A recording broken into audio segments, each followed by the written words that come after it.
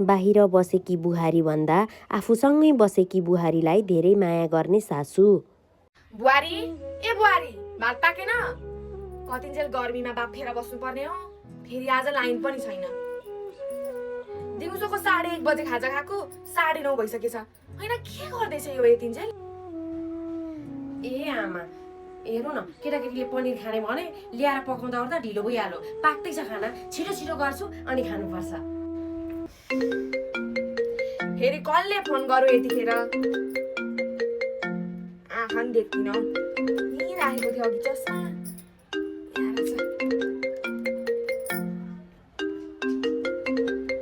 ए जेठी बुहारीले फोन गरेकी रहेछ। हेलो हेलो आमा, दर्शन। भाग्यमानी हुनु। के गर्दै हुनुहुन्छ आमा? खाना खानु भयो? मैले त अघि 8 बजे खाएको नि। यहाँ कान्छीले सबैभन्दा सुरुमा मलाई पस्किदिइहाल्छ। खाइओरी यहाँ अब म त फेन पो ताप्दैछु। ए हो र आमा, के गर्दै हुनुहुन्छ भनेर फोन गरेको नि।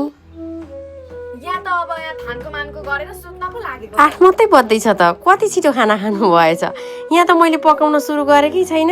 ल आमा ल, के रहेछ खबर खाबर भनेर सोध्न गएको थिएँ। ल नानी ल, अहिले राखिदे। मम्मी, जेठानी दिदीलाई किन झुटो बोल्नु भएको? तीमाथि मैले आज खाना दिन पनि ढिलो गरेँ। जेठानी दिदीको अगाडि मेरो बढाइ चढाइ गरेर किन तारिफ गर्नु भएको? तिम्रो बढाइ चढाइ गरेर तारिफ नगरे कसको गर्नु त? यस्तो गर्मीमा मिठो भात पकाएर दिने तिमी, तातो चिसो के खाने भनेर सोध्ने तिमी।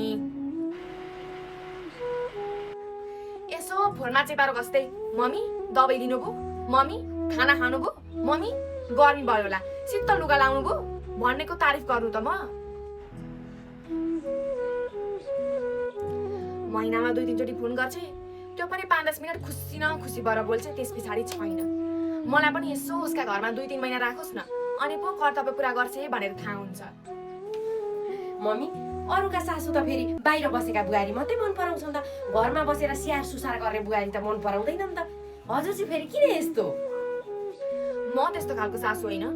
जसले चाहिँ मलाई टाढा बसेर फोन गर्छ उसको चाहिँ म तारिफ गर्नु, अनि जसले चाहिँ मलाई दिन रात नभनिकन सेवा गर्छ, मेरो रेखदेख गर्छ, मलाई तातो चिसो सोध्छ भने उसको चाहिँ म खेदो गर्नु? दुःख भए पनि सुख भए पनि, खुसी भए पनि रिसाए पनि मलाई त मेरो घरकै बुहारी चाहिन्छ। लु जाऊ भात पस्क, भात पनि पाएको होला, साह्रै भोक लाग्यो। ल मम्मी आइहाल्नु है, पस्किहालेँ।